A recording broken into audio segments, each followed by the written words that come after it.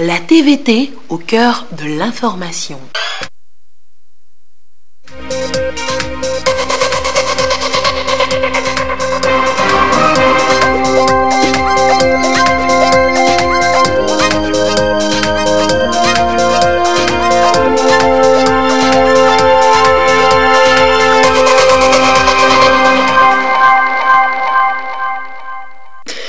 Bonsoir, il est 20h. Dans l'actualité ce soir, de l'électricité désormais pour les populations de Kountoum dans le Bassar, un marché moderne pour celle de Guérin-Kouka dans le Dankwen.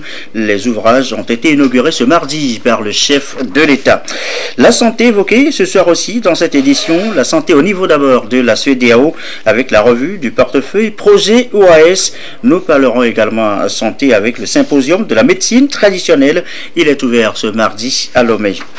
Et puis, cette nouvelle taxe est entrée en vigueur depuis le 1er janvier dernier. La taxe sur les véhicules à moteur, elle vient d'être officiellement lancée par l'OTR, l'Office togolais des recettes. Et voilà, madame, monsieur le sommaire, bienvenue. Voici le 20h. Je vous l'annonçais en titre tout à l'heure, les populations de Kountoum désormais éclairées donc à l'électricité. Kountoum, c'est dans le Bassar. Et sur place, le chef de l'État, Fornia Singbe, a procédé ce matin à la mise en service de la mini-centrale solaire photovoltaïque de la localité. Elle fournit donc de l'électricité à Kountoum et ses environs. C'est un projet financé par l'UEMOA.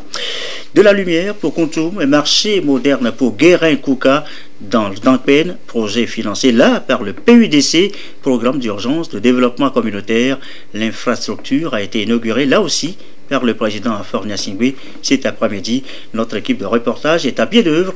Nous reviendrons amplement sur les deux sujets dans nos prochaines éditions. À Lomé, dans ses bureaux, au siège de l'Assemblée nationale, la présidente Tchegan Yawa Djibori a échangé avec Madame Diallo Fatoumata Binta Diane.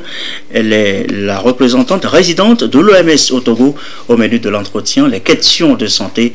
Plus de précision au micro de Augustin Kossi.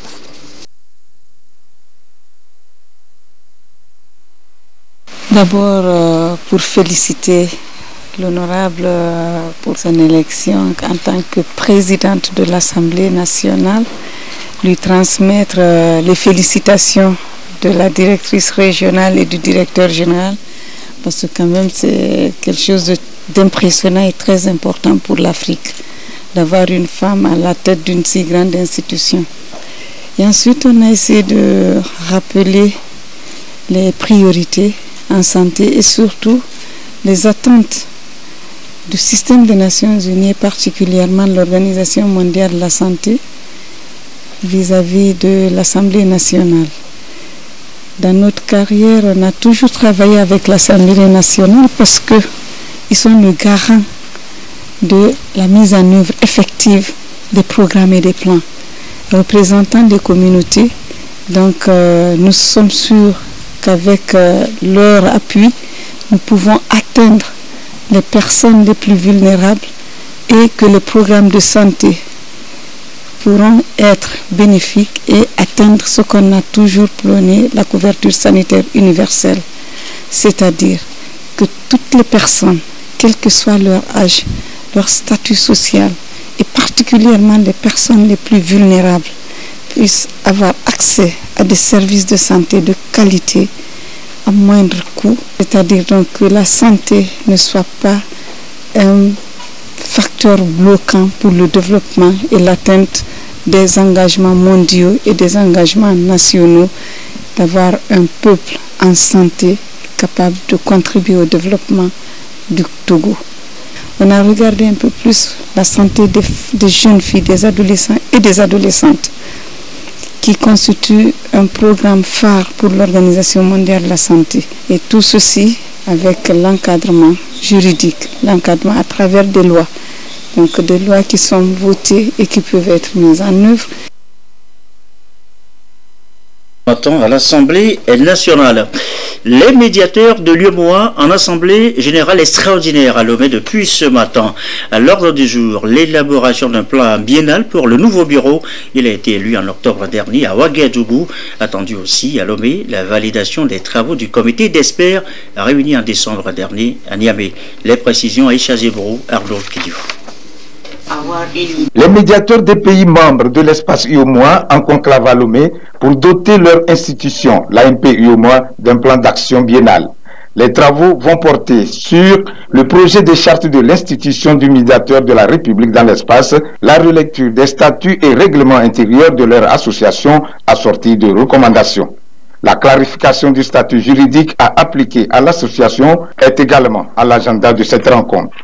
Les experts ont travaillé aussi bien ici qu'à Niamey et ils ont élaboré un travail excellent et nous allons examiner, faire des observations d'appoint et adopter. Ça fait le premier point. Le deuxième point, il y a un peu moins d'un an, nous avons élu le Niger comme président de l'association. Vous savez, quand on élit les présidents, on leur donne un programme d'action du gouvernement. C'est le programme d'action de notre gouvernement interne à l'association. C'est ce travail-là que nous allons faire. La mission du médiateur sera renforcée dans le règlement des problèmes qui surviennent entre l'administration et l'État, l'éducation à la citoyenneté, la cohésion sociale pour l'ancrage de la démocratie. Même si la décision du médiateur n'est pas parfois exécutoire, il tente cependant de concilier les parties et surtout pacifier les rapports entre l'administration et l'État.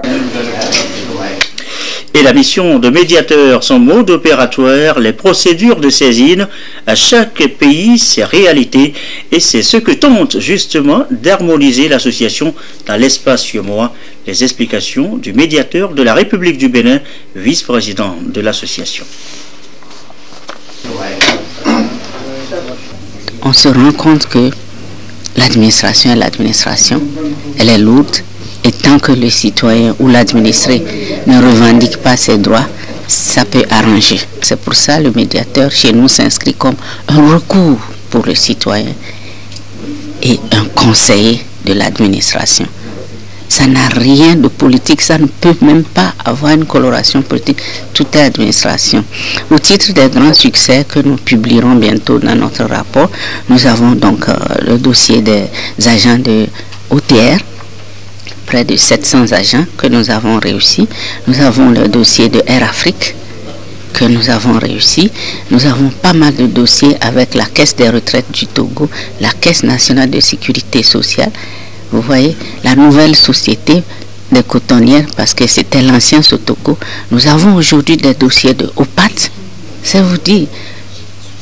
Donc des vieux dossiers qui renaissent, qui remontent, parce que les droits des administrés, quelque part, ont été bloqués, pas violés. Les affaires de terrain, je prends le cas du Bénin, les affaires foncières, il y a toujours beaucoup de problèmes. Des voisins vis-à-vis de l'État, un propriétaire qui a des problèmes avec l'État et qui n'arrive pas à trouver des solutions à son problème, à sa question. On nous saisit et nous essayons avec les autorités foncières du pays donné, de notre pays, trouver des solutions. Il y a même des problèmes internationaux. Par exemple, des Togolais qui ont eu à travailler au Bénin ou des Béninois qui ont eu à travailler au Togo, ils ont des difficultés pour se faire, ils sont à la retraite, ils ont des difficultés à se faire payer ou par le Togo ou par le Bénin. On nous saisit, nous saisissons nos collègues du Togo ou du Bénin pour qu'on puisse leur donner satisfaction. Les activités du médiateur sont énormes pour que la gouvernance soit ce qu'elle doit être dans nos pays. Le médiateur de la République du Niger reçoit, conformément à la loi, les réclamations concernant le fonctionnement des administrations publiques de l'État, des collectivités locales et des établissements publics investis d'une mission de service public dans leur rapport avec les usagers. Il peut s'autosaisir lorsqu'il constate aussi des dysfonctionnements au niveau de l'administration. Il s'occupe aussi des questions relatives aux droits de l'enfant, aux droits de la femme aussi. Le médiateur de la République de Côte d'Ivoire a également le pouvoir d'autosaisir. Donc, toutes les fois où il y a un dysfonctionnement d'un service public qui est susceptible de créer, n'est-ce pas, des préjudices aux populations, le médiateur de la République de Côte d'Ivoire peut donc s'autosaisir et donc chercher des solutions aux problèmes.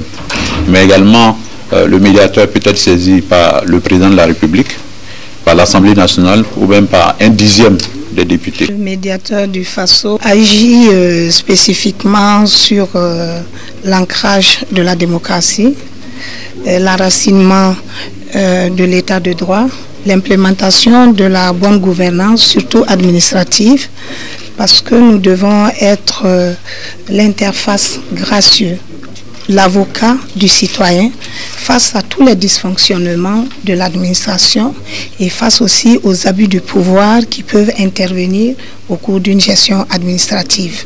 En outre de ces diverses actions, nous œuvrons beaucoup pour la cohésion sociale, pour l'unité et la paix, parce que en diminuant les frustrations, vous arrivez quelque part à au moins se créer un climat serein. Le Mali dispose d'une institution de médiation qu'on appelle le médiateur de la République. Il n'a pas été créé à partir de rien. Avant l'institution du médiateur de la République, il y a eu au Mali une révolution. Comme toutes les institutions du médiateur de la République, sa mission essentielle, c'est de régler les litiges qu'il y a entre les citoyens et les organismes investis de missions de service public.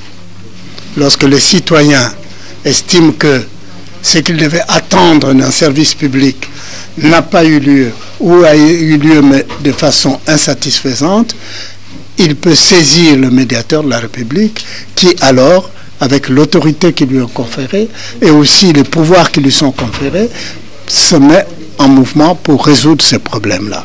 Pour l'expérience sénégalaise, on saisit le médiateur simplement par un courrier, comme on peut se présenter à lui, et son service est gratuit. Autorité indépendante, c'est-à-dire que ni l'État, ni aucun autre pouvoir n'a de possibilité d'interférer. Le médiateur prend en charge gratuitement les plaintes des citoyens. Il peut aussi s'autosaisir. Cela signifie que de son propre chef, il peut considérer qu'il lui faut agir. Il a le pouvoir de recommandation qui est un instrument par lequel il amène l'autorité à rétablir un citoyen dans ses droits et il peut agir en équité. J'insiste beaucoup sur ce terme, ça signifie que le médiateur peut considérer que même si la loi est appliquée, il peut produire un effet inéquitable et demander à l'autorité de renoncer. Pour le cas du Sénégal, je voulais juste souligner que nous avons mis en place ce qu'on appelle le dispositif de médiation de proximité, c'est-à-dire sortir l'institution des villes pour aller vers les campagnes et faire en sorte que les populations des zones décentralisées bénéficient des mêmes droits. Et voilà donc la mission de médiateur, son mode opératoire, les procédures de saisine à chaque pays, vous venez de l'entendre, ces réalités, les explications données par les médiateurs, un des pays membres de l'UEMOA, présent donc à Lomé. Autre titre de l'actualité ce soir, les systèmes de santé de reproduction, de la planification familiale, de la surveillance des maladies. Ce sont là les 4 grands projets arrimés au portefeuille cette année de l'OAS, l'Organisation ouest-africaine de la santé. Elle tient à partir de ce mardi même à Lomé sa 3e revue annuelle. Elia Guanyandao, Ramdan Bassina. 4 grands projets de l'Organisation ouest-africaine de la santé OAS financés par la Banque mondiale. La lutte contre le paludisme, les maladies tropicales négligées, le renforcement des capacités des différents acteurs et l'autonomisation de la femme. En adhérant à cette organisation, les pays de la CEDEAO, membres de l'OAS, espèrent une meilleure coordination et un renforcement de leur système de santé. Aujourd'hui, l'heure est au bilan pour une revue du portefeuille.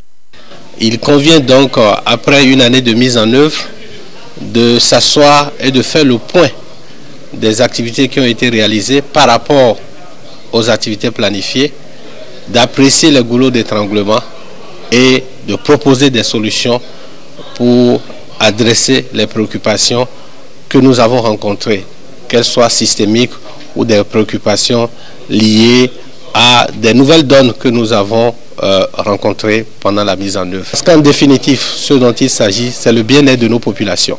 Nous devons nous assurer que nous travaillons pour eux. Et il faut avoir du recul, permettre à d'autres d'apporter des critiques sur ce que vous faites pour vous permettre d'aller de l'avant. Avec au départ 10 millions de dollars américains comme financement des projets de l'OAS, le portefeuille atteint à ce jour plus de 800 millions de dollars et il va falloir mobiliser plus de ressources et mieux coordonner les actions face aux différents défis sanitaires. La plupart des investissements de la Banque mondiale sont directs au pays, dans l'Afrique de l'Ouest et dans l'Afrique. Il y a certains sujets sur lesquels une collaboration interpays est très importante pour achever les objectifs.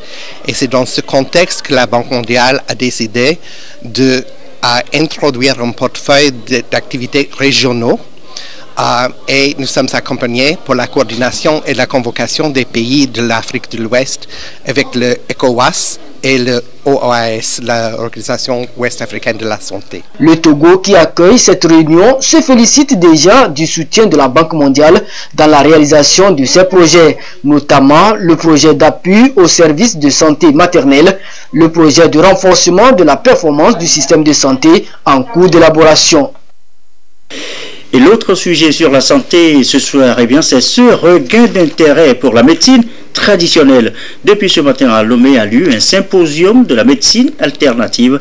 L'enjeu avec Yves Agbevivi. Les thérapeutes de la médecine africaine sont aujourd'hui sollicités par les populations, dont 80% en Afrique selon l'OMS, et pour des soins primaires.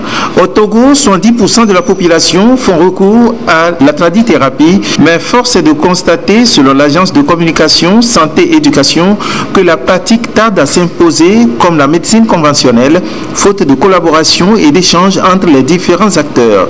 D'où l'initiative de ce symposium appelé Marché du bien-être de la santé au Togo, la 3e édition qui a regroupé des acteurs du monde de la médecine alternative à Lomé. Le symposium, c'est un bon cadre de partage d'expérience. Il n'est pas dit que tout ce qui est fait est bien communiqué, est bien connu. Alors, dans le cadre de ce symposium, nous sommes en train de découvrir qui est en train de faire quoi, dans quel domaine, où sont les défis ici et là, comment les relever ensemble. C'est de voir ce que la médecine alternative a porté jusqu'à présent à nos populations. C'est qu'ils apportent à nos populations à 70% des services. Ce sont des sauveurs de vie. Et il faut porter un regard sur ces praticiens et les amener à améliorer et à relever des défis qui se présentent à notre système de santé. Placé sous le thème « Médecine alternative et complémentaire au Togo », ce symposium constitue le premier du genre initié sur le territoire. Il doit permettre à ces praticiens de se faire une place au sein du système de la santé au Togo. Regain d'intérêt, disions-nous, quelle place justement aujourd'hui pour la médecine traditionnelle dans le système de santé au Togo? Nous avons un dossier en préparation à diffuser dans de prochaines éditions. La taxe sur les véhicules à moteur, nous en parlions depuis quelques jours déjà. Entrée en vigueur depuis le 1er janvier dernier, elle vient d'être officiellement lancée par l'Office togolais des recettes OTR. Lucassi.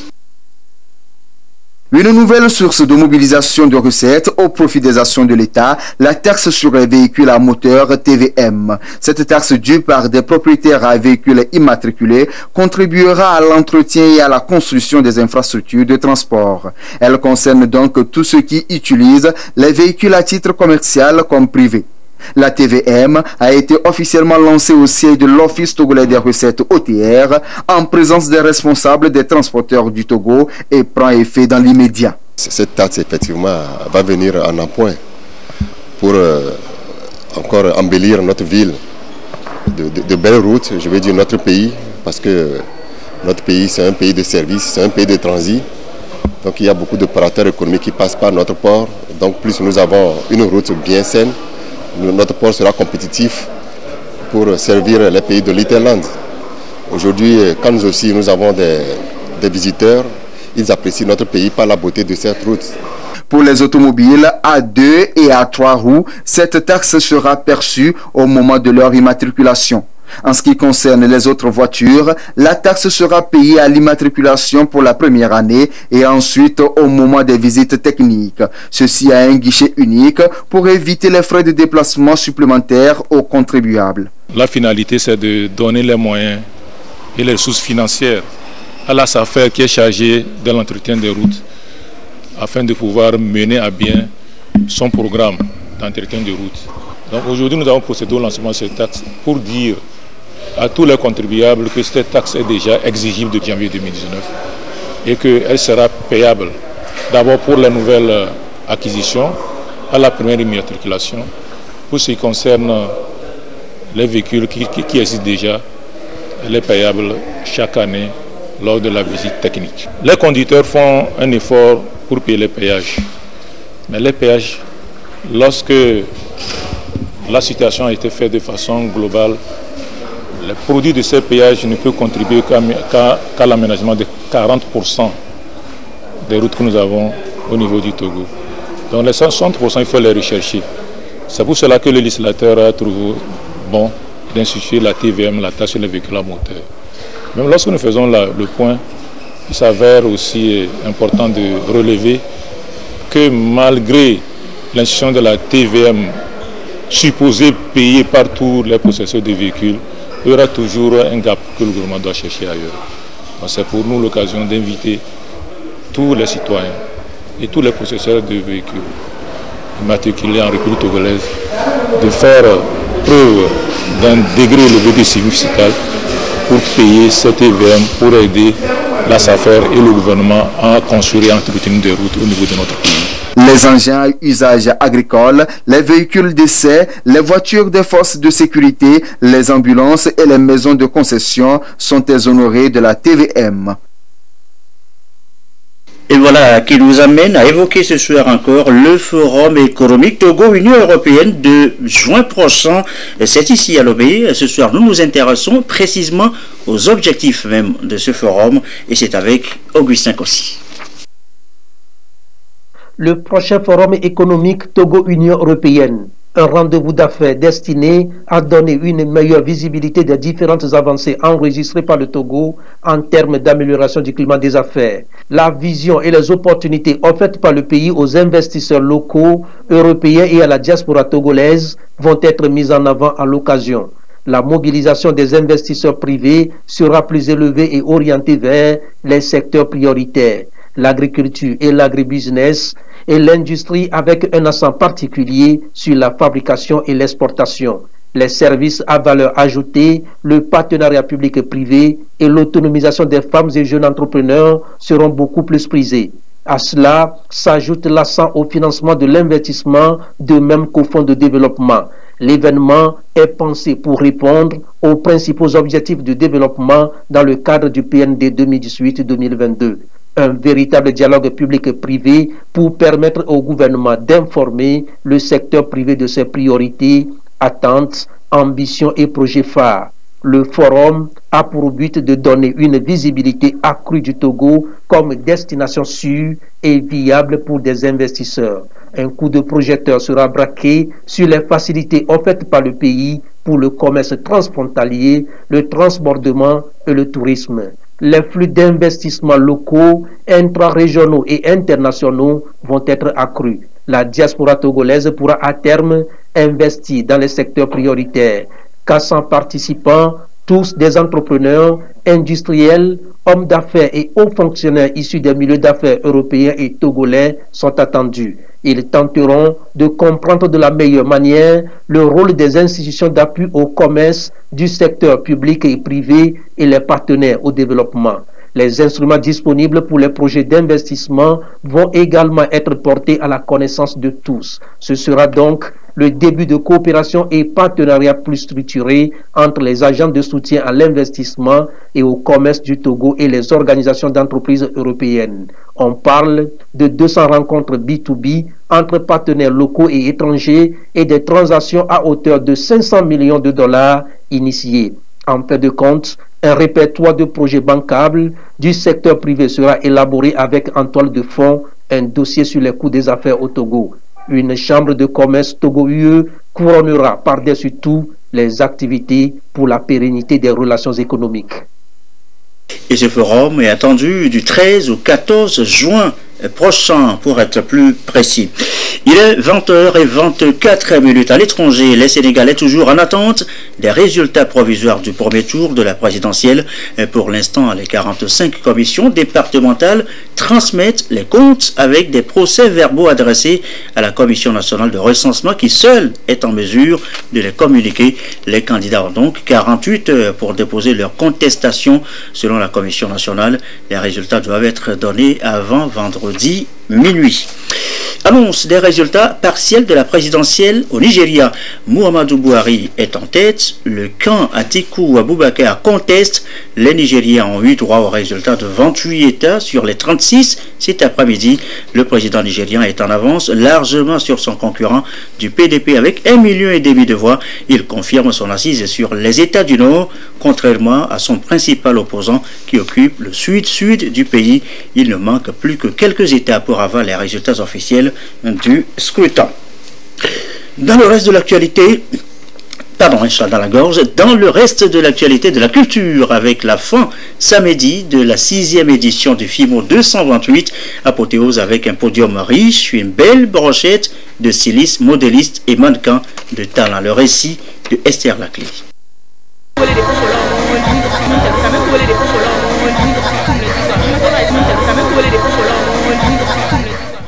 Quelques clichés pour immortaliser l'instant présent.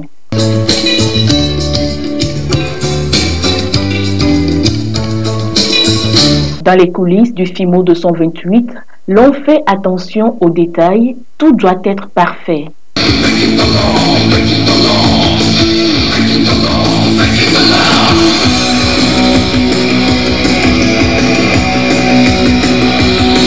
Puis le show coiffure de Rôle la légende a planté le décor de la soirée.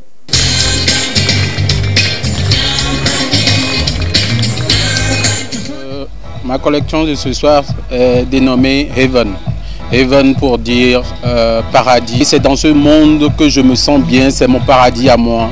Des tenues de Eyamod Ayanik du Togo à celles de Kuntawa du Congo, passant par celles de Boatima du Ghana, les collections présentées cette année étaient très tendance. Un défilé spectaculaire qui a rassemblé l'ensemble de la crème de la mode.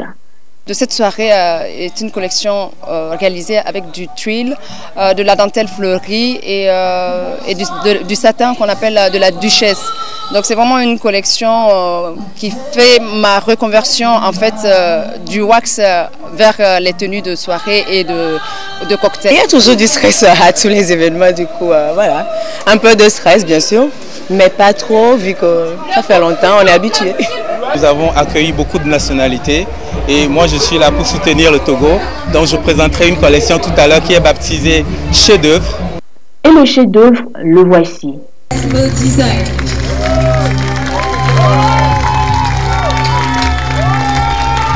Dans le public, des grands noms de la mode venus des 4 coins de l'Afrique ont apprécié ces collections aussi diversifiées les unes que les autres, qui prouvent à suffisance la place prépondérante occupée à ce jour par la mode togolaise. C'est une très belle soirée. Les créateurs nous ont présenté de belles collections. Les mannequins étaient à la hauteur, franchement top. FIMO est à sa 6e édition et aujourd'hui j'ai personnellement été impressionné par ce qu'ils ont fait comme décor et puis par l'organisation. Sincèrement, j'ai aimé la soirée d'aujourd'hui. C'est propre, c'est nickel. Je suis fier de ce festival. Nous pouvons dire que tout se passe merveilleusement puisque nous avons plus d'une quinzaine de stylistes qui sont venus de l'extérieur. Donc nous pouvons dire que la mode à l'international, elle est bien représentée. Moi c'est F2K du Togo. Aujourd'hui je suis habillé par Liputa Swag de Congo-Brazzaville.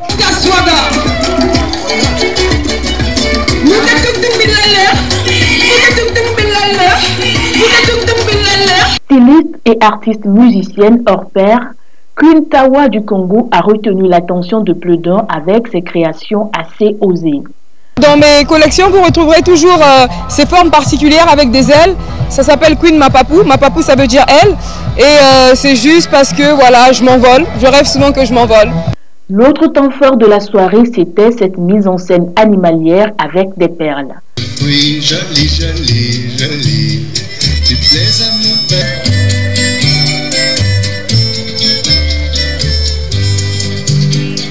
scorpions, coccinelles, serpents, des bijoux assez expressifs faits main par les Reines des Perles, créatrices togolaises. C'était super bien quoi. Ma collection s'appelait Sauvage. Pour cette collection, je voulais vraiment montrer mon côté artistique.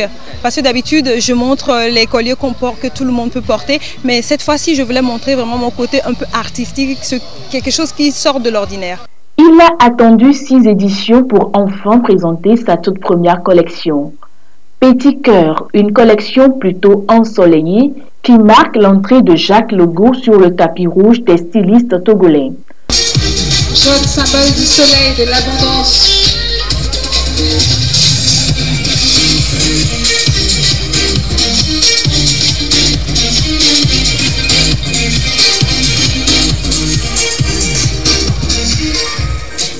Le promoteur du FIMO 228 a à son actif une agence de mannequinat à succès. Pour lui, la mode est divertissante, mais aussi vecteur de messages. L'exercice du FIMO 228 de cette année a pour thème les mannequins s'engagent contre le sida. Donc du coup, cette année, nous sommes en train d'œuvrer dans le social. C'est pour ça que nous avons choisi ce thème-là. 27 créateurs, dont 17 étrangers, étaient sur le podium. Le festival a également été marqué par une formation en make-up assurée par l'esthéticienne franco-togolaise de renom Lorraine Morgan. À tous les stylistes, à tous ceux qui ont œuvré. FIMO 228 est podium assez relevé encore cette année qui met la mode togolaise le vent en poupe. Écho du FESPACO, 26e édition cette année, le Togo encore présent, 4 films en compétition et le stand togolais au Mika à Ouagadougou, Gérald Agoudou pour nous en parler. Le Togo est bien représenté à cette vitrine offerte par le FESPACO chaque 2 ans, le Mika, marché international du cinéma et de l'audiovisuel africain. Pour cette 19e édition du marché du cinéma, 4 films togolais sont en compétition pour le titre de l'étalon d'or du Yenenga 2019, notamment le film documentaire Tbol ou encore La danse du feu en Pays Bassa de Joël Tchedré, le film Visa de Roger Gbekou et les 2 films d'animation africains C'est pas drôle Karma de Daniel Achali, puis La malice de la bête de Kossi Akoda. En plus de ces 4 productions, l'éventail du savoir-faire togolais s'élargit à d'autres réalisations offertes aux visiteurs du Mika 2019. Le Togo a beaucoup de choses à vendre. Actuellement, je peux dire que l'émergence du cinéma au Togo, les gens se démerdent pas mal. Et puis, il y a des gens même qui sont venus, ils sont intéressés par nos produits actuellement. Ça veut dire que le cinéma togolais est bien portant. C'est-à-dire que le 7e art est en train de prendre une place importante à la cérémonie d'ouverture. C'était très émouvant. Nous avons vu et écouté les pionniers qui ont lancé le FESPACO et les premiers cinéastes qui ont été primés, qui ont eu le prix donc, de l'étalon de Yenenga, tous les artistes de par les pays africains. Et je souhaite que nos jeunes cinéastes soient curieux, acquièrent de l'expérience pour devenir également des grands sur le continent africain en matière de cinéma. La présence du Togo à ce rendez-vous international du 7e art illustre bien la volonté du gouvernement de faire de ce secteur un levier du développement du pays. Et sur les stands, les productions togolaises ont séduit.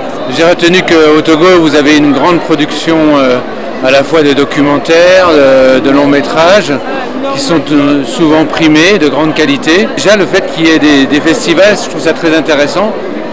Envisager d'y aller, pourquoi pas.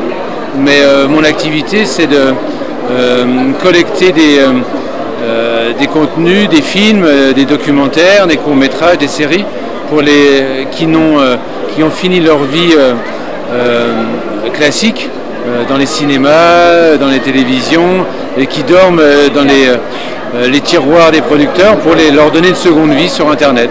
Je pense à un forum de coproduction, une sorte de créer un pont avec le Togo et essayer vraiment d'inviter, d'aller au Togo, trouver les moyens pour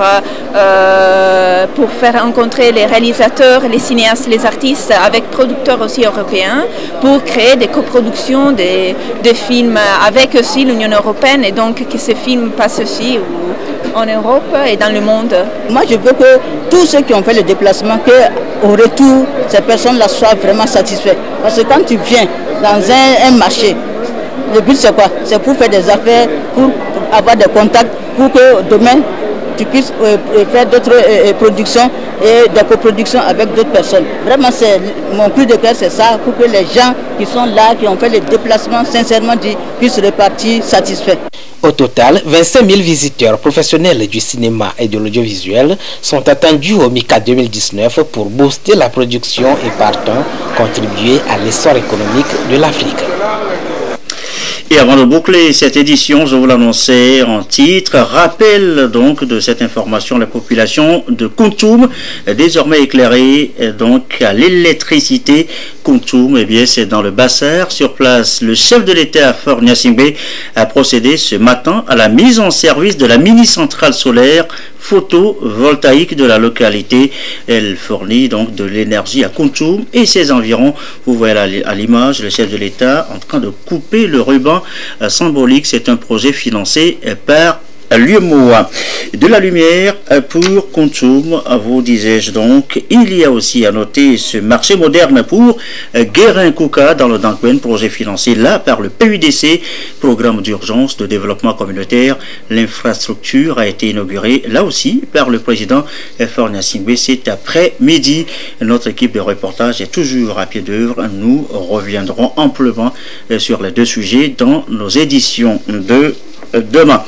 Merci à vous qui nous suivez ce soir et justement à Kountoum, à Bassar, à Guérin-Kouka dans le Dankwen et comme d'habitude toujours fidèlement. Une belle soirée.